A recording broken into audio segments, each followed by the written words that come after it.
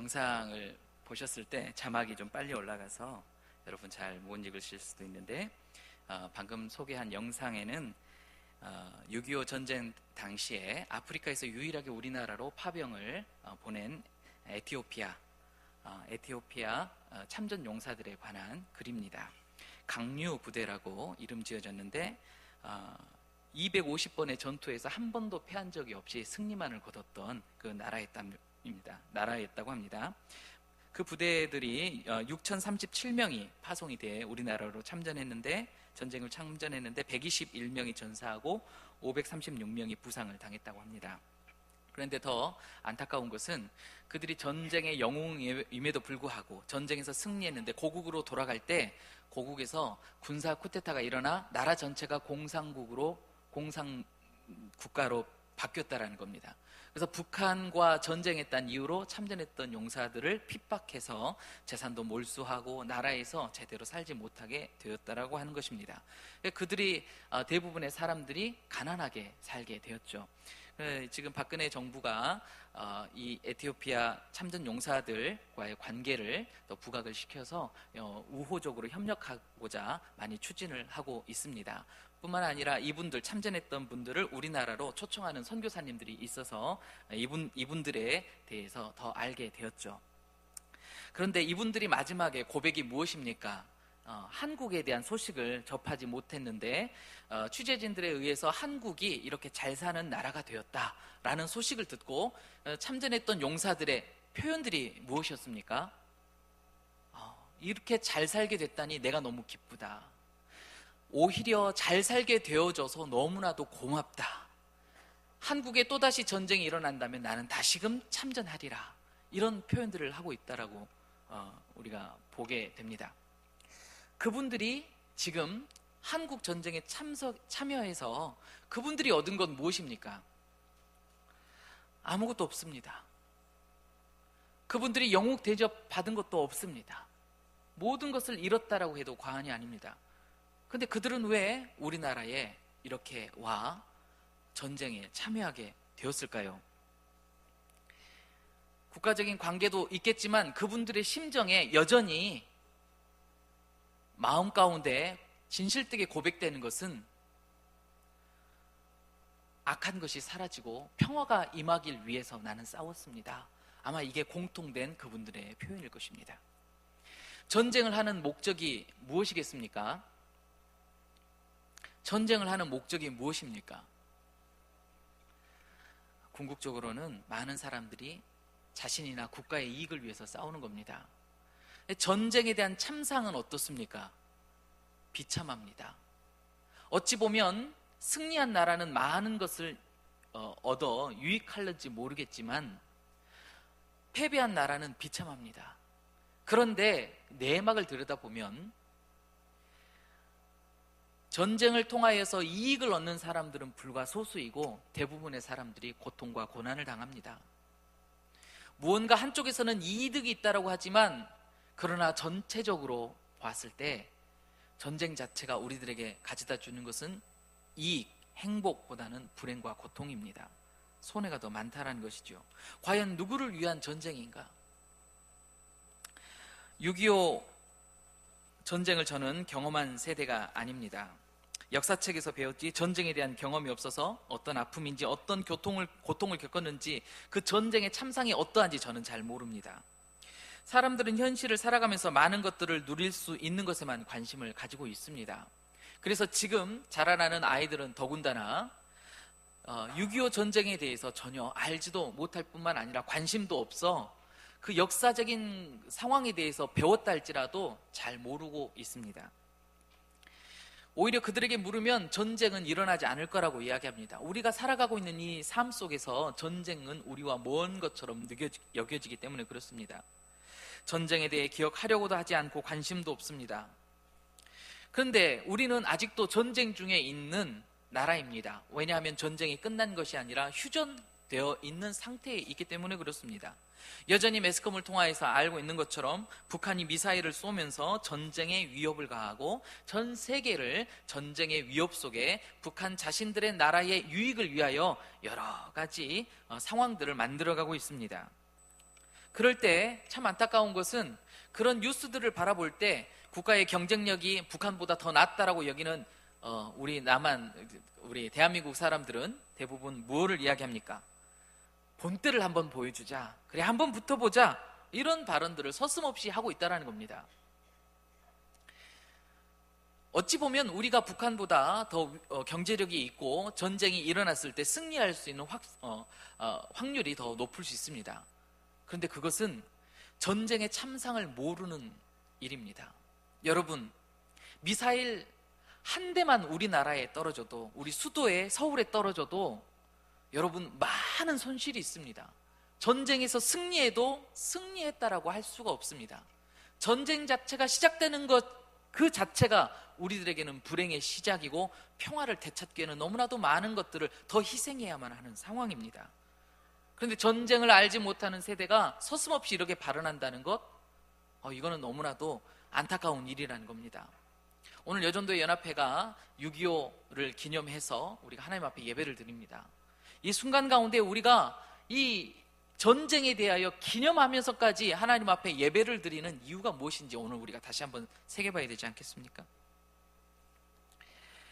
6.25 전쟁은 북한이 남침으로 38선 경계를 침범해서 1950년 6월 25일 날 전쟁이 시작되었죠. 1950년 6월 28일 날 북한군이 서울을 점령하게 되고 1950년 7월 말쯤에 북한군이 낙동강으로 진출하게 됩니다. 마지노선, 마지막 그 경계선상에서 국군이 유엔군과 낙동강 방어선을 50년 8월 1일 날 구축하고 정부를 이제 18일 날 부산으로 이전하게 되어지죠. 그런데 다시금 우리가 인천 상륙작전을 통하여서 서울을 회복하고 다시 북으로 쳐 올라갑니다. 그런데 다시금 중공군 개입으로 일사후퇴를 하게 되어지지요. 그러면서 1953년 7월 27일 남북 정정회담과 협정을 통하여서 이제 우리가 휴전을 하게 됩니다. 1953년 10월 1일 한미 상호 방위 조약을 체결하게 되어지게 됩니다. 근데 여러분, 6.25 전쟁을 통해서 우리들이 실질적으로 체감하고 있는 문제점들이 생겨나게 됩니다. 전쟁 와중 중에 많은 시련과 고통을 경험하는 것뿐만 아니라 천만이라고 하는 이산 가족이 생이별을 하게 되었습니다. 전쟁을 통한 미망인이 30만 명이었습니다. 전사와 사망한 사람이 17만 8,569명으로 확인된 것만 집계가 되었습니다. 전쟁의 고아가 10만 정도 된다라고 보고되고 있습니다. 그 사람들은 삶 자체를 여전히 많은 고통 속에, 전쟁의 후유증의 고통 속에 살아가고 있고, 그 후유증이 어찌 보면 지금 저와 여러분에게까지도 이어지고 있을 수 있다는 겁니다. 여러분, 전쟁이라고 하는 것이 무엇입니까? 두산백과를 통하여서 전쟁의 정의에 대해서 이렇게 이야기하고 있습니다. 둘 이상의 서로 대립하는 국가 또는 이에 준하는 집단 간에 군사력을 비롯한 각종 수단을 사용하여 상대의 의지를 강제하려고 하는 행위 또는 그 상태를 말한다. 좀 표현이 어렵지만 쉽게 말하면 국가나 개인이나 어떤 집단이 무력이나 여러 가지 방법을 동원해서 자기와 상대하고 있는 그 세력과 집단을 통제하려고 한다라고 하는 것입니다. 어느 쪽에서는 통제하려고 합니다. 그러면 상대방은요, 통제당하지 않으려고 방어를 합니다. 이것이 이제 전쟁의 양상입니다. 어느 한 곳이 전쟁을 시작하면 거기에 대한 방어가 이루어지고 다툼이 있고 싸움이 있다는 것이죠. 빼앗으려고, 통치하려고, 혹은 지키려고, 보호하려고 다 각자의 명분이 있습니다만, 이 전쟁 자체가 과연 이 땅에서 선하게 작용하는가 악하게 작용하는가, 이걸 한번 생각해 봐야 되겠죠. 여러분, 전쟁이 선합니까 악합니까? 전쟁이 선합니까 악합니까? 전쟁이 선하다라고 말하는 사람이 있다면, 어떤 명분을 대해서라도 전쟁은 선하다라고, 필요하다라고 이야기하는 사람이 있다면 그 사람은 진짜 악한 사람입니다. 정말 전쟁은 악합니다라고 표현하는 사람이 사람다운 사람입니다. 왜 그렇습니까? 사람이라면 압니다. 하나님이 이 세상을 창조하셨을 때 이 세상에 전쟁이 있도록 창조를 하셨을까요? 절대 아닙니다. 하나님은 전쟁을 만드시지도 부추기시도 않으시는 분이십니다. 하나님은 오직 선하신 하나님이시기 때문에 그렇습니다. 그런데 이 세상에, 하나님이 만든 이 세상에 전쟁이 넘쳐나고 끊임없이 일어나는 이유가 무엇이겠습니까? 무엇 때문이지요? 하나님이 시작하신 것 아닙니다. 그것은 바로 해결되지 않는 저주 때문입니다. 무슨 저주입니까? 악으로부터 시작되는 저주라는 것입니다. 하나님이 이 세상을 창조하셨을 때 창조의 목적에서 명확히 드러나는 것은 온전히 연합과 일치입니다. 삼위일체 하나님이 그렇게 연합과 일치를 이루시는 것처럼, 쉬운 말로 성경적인 언어로 삼위일체 하나님이 한 몸을 이루셨던 것처럼, 하나님이 이 세상을 창조하신 목적은 저와 여러분이, 이 세상의 모든 피조물들이 삼위일체 하나님과 한 몸을 이루어 연합과 일치를 이루기 위함입니다. 그런데 그 연합과 일치는 하나님의 온전하신 속성처럼 온전한 사랑과 섬김으로 연합과 일치를 이루도록 하셨다라는 겁니다. 이 세상을 만드신 하나님의 목적대로 이 세상에 지음받은 모든 피조물들은 이 뜻을 이루기 위하여 자신의 모든 것을 희생하기까지 연합과 일치, 한 몸을 이루려고 합니다. 그래서 서로 사랑하려고 하시는 그 말씀대로 하나님을 사랑하기 위하여 자신의 생명, 자신의 삶을 살아가는 것이고, 뿐만 아니라 하나님께서 원하셨던 것처럼 서로 사랑하기 위하여 애를 쓰는 것입니다.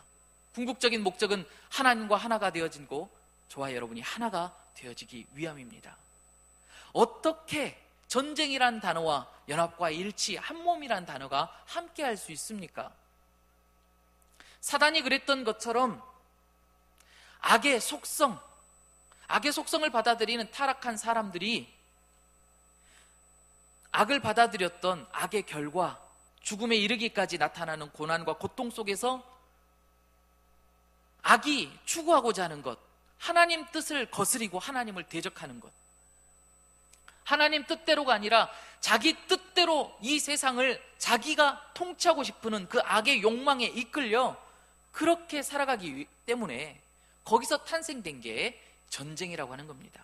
내가 힘을 써서라도, 아니 어떤 수단과 방법을 가리지 않고서라도 나는 반드시 내 뜻을 이룰 거야.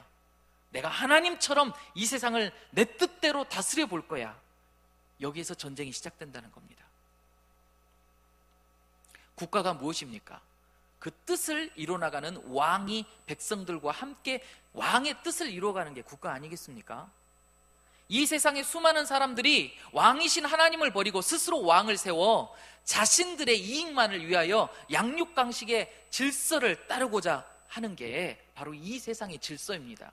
여전히 곳곳에서는 평화, 우리는 평화 속에 살고 있다라고 이야기하지만, 그러나 여전히 끊임없이 전쟁이 일어나고 인류의 역사들이 전쟁사이라고 해도 과언이 아닐 정도로 전쟁의 연속입니다.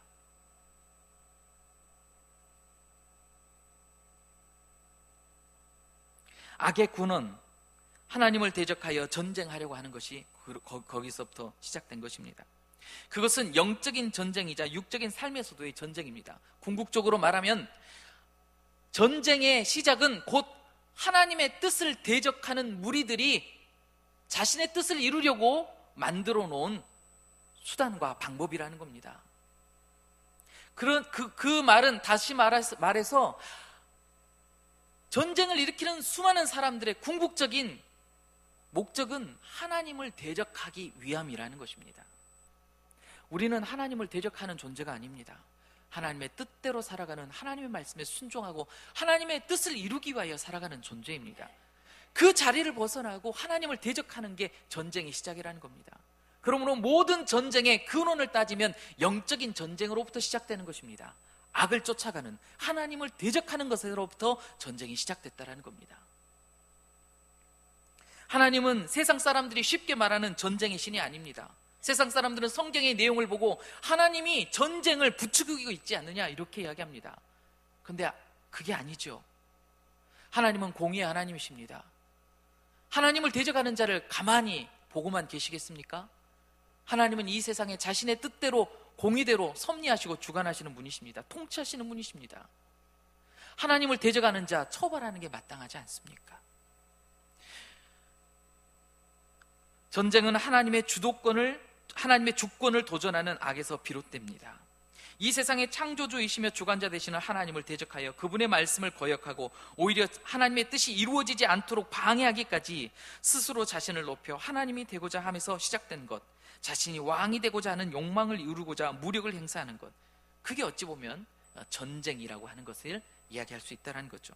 공의의 하나님은 자신이 만든 이 세상이 자신의 뜻대로 운행되도록 주관하고 섭리하시는데, 공의를 베푸시며 모든 피조물들이 그 뜻 안에서 평화를 누리며 행복을 누리며 하나님이 주신 복을 누리며 한 몸을 이루며 서로 사랑하며 살도록 그렇게 지키시는 하나님이신데, 그걸 악한 자들이 그것을 해치고 전쟁을 통하여 그걸 무너뜨리고 있다는 거죠.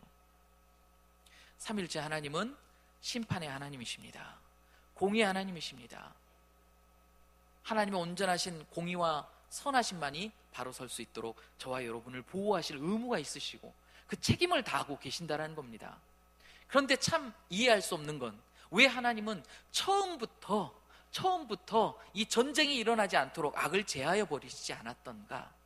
왜 하나님은 여전히 이 세상에서 사람들의 역사에 깊이 관여하셔서 전쟁이 사라지게끔 하시지 않고 아직까지 전쟁이 계속해서 일어나도록 전쟁을 허용하고 계시는가? 이게 의문이죠. 왜 그러시는가? 하나님은 전쟁을 좋아하시지 않습니다. 하나님은 왜 전쟁을 허용하시는가? 근데 여러분, 이것 한 가지 알고 계셔야 됩니다. 하나님은 전지전능하신 분이십니다. 하나님은 사단에게 힘과 능력이 밀려서 전쟁을 종식시킬 수 없는 것이 아닙니다. 이 순간에라도 하나님은 전쟁을 종식시키실 수 있는 권세와 능력이 있으신 전지전능하신 하나님이십니다. 그런데 왜 하나님은 전쟁을 계속해서 이 세상에 곳곳에서 일어나도록 허용하고 계시는가? 마틴 로이드 목사님 저서에 전쟁과 하나님의 주권이라고 하는 책 4장에 보면 하나님께서 전쟁을 허용하시는 이유에 대해서 설명하고 있습니다. 궁극적으로 한마디로 설명을 하자면, 전쟁을 통해서 하나님은 악을 받아들이고 악을 따르는 자들을 징계하신다라고 하십니다.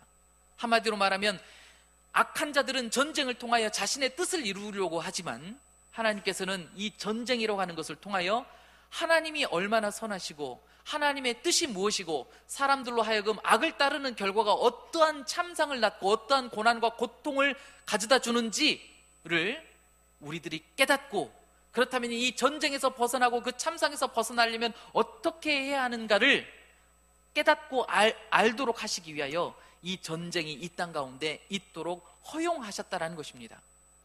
다시 말하면 전쟁이 여전히 이 세상 가운데 존재한다면 그 전쟁의 참상을 겪고 있는 자들이나 지켜보고 있는 자들이 여전히 우리는 이 세상에 악이 존재하고 있고 악을 따르고 있구나라는 것을 알아야 된다는 것입니다.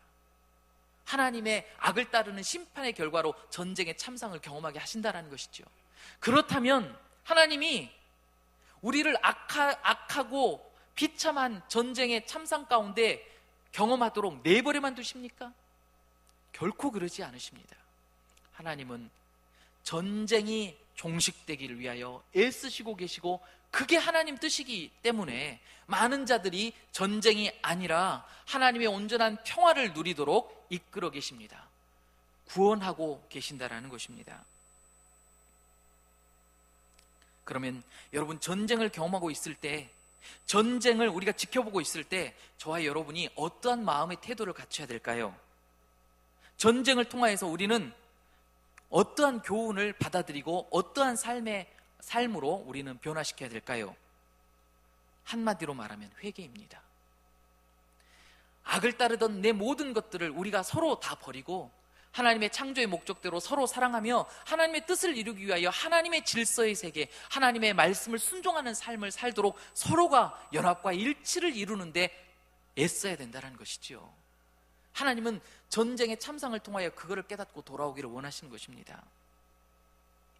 여러분, 전쟁은 세상 끝날까지 계속될 것입니다. 하나님께서 인류의 역사에 대해서 예언하실 때 마지막까지 전쟁이 있을 거라고 그랬습니다. 왜 그럴까요? 악이 여전히 세상 끝날 하나님이 심판하시는 그 순간까지 여전히 악이 존재할 것이다 라고 말씀하고 계시기 때문에 그렇습니다. 하나님이 이 세상을 심판하시고 악이 영원한 무적행으로 들어가는 그 순간까지 악을 온전히 다스릴 수 있는 존재가 없을 것이다, 그렇게 말씀하고 계신다는 거예요. 예수님께서도 마태복음 24장 6절에서 14절 말씀에 그렇게 이야기하고 계십니다. 우리 한번 찾아보겠습니다. 마태복음 24장 6절에서 14절 말씀. 마태복음 24장 6절에서 14절 말씀.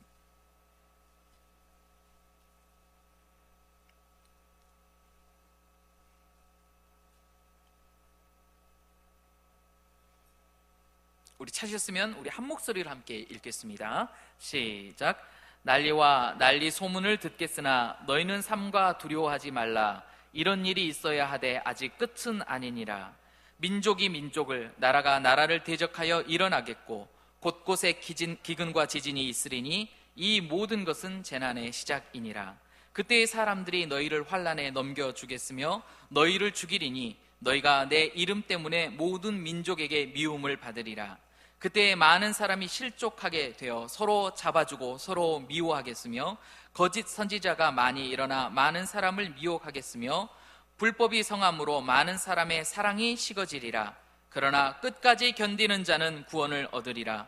이 천국 복음이 모든 민족에게 증언되기 위하여 온 세상에 전파되리니 그제야 끝이 오리라. 아멘. 하나님께서 이 세상의 역사를 정하셨을 때 끝을 정하셨습니다. 그 끝을 정하실 때 심판의 때가 있다라고 하십니다. 그 심판의 때가 있기 전에 이 세상의 역사는 재난과 전쟁, 연속이 될 거다라고 이야기하고 계시죠. 그런데 그 전쟁이 연속된 이유가 무엇입니까? 불법이 성하고 사람들에게 사랑이 식어지기 때문이다. 하나님의 창조의 질서가 여전히 악한 자들을 따르는, 악과 악한 것을 따르는 자들에 의해서 여전히 그게 일어나기 때문에 그렇다라고 말씀하고 계시지요. 그런데 하나님께서 예수님께서 마태복음 말씀에 너희는 삼가 두려워하지 말라라고 이야기하고 계십니다. 왜 그렇습니까? 악을 따르는 자들에게는 마지막 심판의 때에 그들에게는 멸망이지만, 그러나 그 마지막 때에 심판의 때에 하나님께서 구원할 자들에게는 구원의 날이 될 것이다 라고 말씀하고 계신다는 것이죠. 하나님의 근본적인 그 본심은 무엇입니까? 비록 전쟁 가운데 너희들이 있다 할지라도 끝까지 견디는 자는 구원을 얻으리라. 구원해 주실 하나님의 뜻이 있으시다라는 것을 말씀하고 계십니다. 그렇다면 끝까지 견디는 것이 무엇입니까? 전쟁 중에 죽지 않고 살아남는 것이 끝까지 견디는 것입니까? 그 고난을 끝까지 참아내는 것이 끝까지 견뎌내는 것입니까? 아니지요. 너희들이 끝까지 나를 향한 믿음을 잃지 않고 내 말씀에 순종의 삶을 살아가는 것을 끝까지 이루면 구원을 얻으리라 라고 말씀하고 계십니다. 저와 여러분에게 명확하게 어떠한 재난과 어떠한 전쟁과 어떠한 참상 가운데 너희들이 상황에 처해 있다 할지라도 나는 너희들을 구원할 길이 있다. 그 길을 너희들에게 준다. 너희들이 구원받길 원하는 것이 내 뜻이다.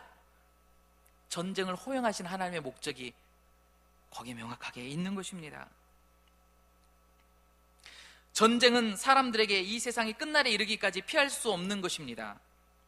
사람이 악을 제하여 버리지 않는 한 스스로 악을 정결케 하는 능력을 갖추기 전에는 절대로 이 세상에 전쟁이 끊이지 않을 것입니다. 전쟁을 쉬지 않고 악한 자들이 버리려고 하기 때문에 그럴 것입니다.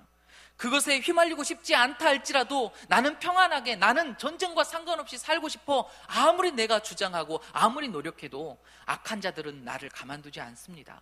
악이 여전히 나를 가만두지 않는다라는 것입니다. 그러면 우리는 어떻게 해야 되겠습니까? 하나님께서 길을 내신 구원의 길로 가야 되겠죠. 이사야서 9장 6절에서 7절 말씀 함께 찾아 읽어보겠습니다. 이사야 9장 6절에서 7절 말씀. 이사야 9장 6절에서 7절 말씀.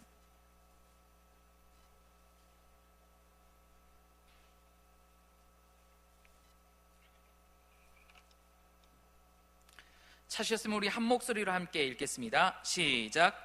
이는 한 아기가 우리에게 낳고 한 아들을 우리에게 주신 바 되었는데 그의 어깨에는 정사를 메었고 그의 이름은 기묘자라 모사라 전능하신 하나님이라 영존하시는 아버지라 평강의 왕이라 할 것임이라. 그 정사와 평강의 더함이 무궁하며 또 다윗의 왕자와 그의 나라에 군림하여 그 나라를 굳게 세우고 지금 이후로 영원히 정의와 공의로 그것을 보존하실 것이라. 만군의 여호와의 열심히 이를 이루시리라. 아멘. 하나님께서 이 전쟁이 아닌 온전한 평화의 삶을 살 계획을 세우셨습니다. 그 계획을 이미 이루셨습니다. 이 땅의 평화의 왕으로 예수님을 보내주셨기 때문에 그렇습니다. 우리가 끝까지 견딜 수 있는 것은 우리의 왕이시고 우리의 구원자 되시는 예수님께서 우리를 끝까지 보호하실 작정을 하셨기 때문에 가능할 수 있다는 것입니다. 너희들 능력껏 끝까지 견뎌봐라가 아니라 우리를 보호하시고 우리를 끝까지 견디게 하실 전능하신 하나님을 이 땅에 보내셨다는 것입니다. 그분이 바로 저와 여러분의 구원자이시고 우리를 영원토록 평강으로 이끌어 주실 예수님이시라는 것이지요. 우리가 온전히 끝까지 견딜 수 있는 것은 예수님을 향한 믿음으로 말미암습니다. 설사 이 땅 가운데 내가 원하든 원치 않든 내가 전쟁에 휘말리고 내가 잘못했든 잘못하지 않든 그 재앙이 내게 임했을 때 하나님은 여전히 변함없이 이 약속하셨던 말씀대로 저와 여러분을 구원하시기를 원합니다. 그러면 우리는 어떻게 해야 되겠습니까? 오늘 본문 말씀에도 나와 있듯이 뜻을 돌이키시는 하나님께 소망을 둬야 될 줄 믿습니다. 하나님이 비록 저와 여러분, 아니 세상의 그 악을 따르는 자들의 잘못으로 말미암아 전쟁의 참상을 경험하게 한다 하실지라도 그 뜻을 돌이켜 구원하실 수 있는 능력이 있고 그 뜻대로 행하시고 있는 하나님께 우리는 구해야 된다는 것입니다. 전쟁은 우리의 죄악의 결과입니다. 그 결과를 돌이키시며 회복시키실 수 있는 능력은 오직 하나님께만 있습니다. 하나님께서 뜻을 돌이키사 우리에게 국률의 은혜를 베풀어 주셔야만 합니다. 우리를 구원해 주셔야만 합니다. 다른 방법이 없습니다. 이번 전쟁에 내가 승리했다 할지라도 모든 전쟁이 사라지고 내게 평화가 임하는 것이 아닙니다. 여전히 또 다른 전쟁이 나를 위협하고 나를 힘들게 합니다. 진정한 평화, 영원한 평화는 하나님의 공의가 이 땅에 온전히 섰을 때, 바로 섰을 때 이루어집니다. 평강의 왕이신 예수님께서 이 땅에 오셔서 온전히 하나님의 나라로 모든 나라를 통일하실 때, 온전히 하나님의 공의를 세우실 때만이 평화가 임하게 되는 것입니다. 지금 우리는 여전히 전쟁의 위협 가운데 놓여 있습니다. 우리가 할 일이 무엇입니까? 전쟁이 일어나지 않도록 노력한다고요? 그 어느 정도까지 노력을 해야 온전히 평화가 임하겠습니까? 밑 빠진 독에 물 붓기입니다. 그러나 전쟁이 멈춰질 수 있습니다. 그것은 뜻을 돌이키시고 전쟁을 멈추실 수 있는 능력 있는 하나님께 우리가 간구할 때 이루어질 수 있다는 것입니다.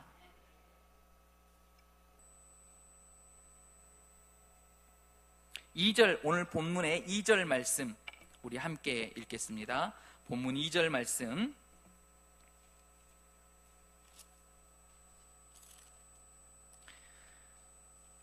죄송합니다. 본문의 12절 말씀 함께 읽겠습니다. 시작.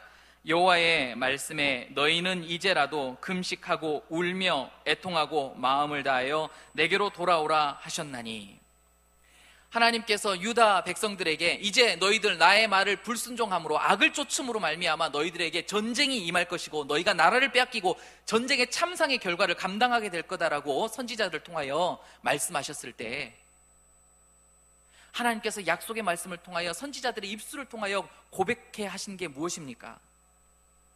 여호와의 말씀에 하나님의 말씀에 너희는 이제라도 금식하고 울며 애통하고 마음을 다하여 내게로 돌아오라, 내게로 돌아오라, 길이 있다라고 말씀하고 계십니다.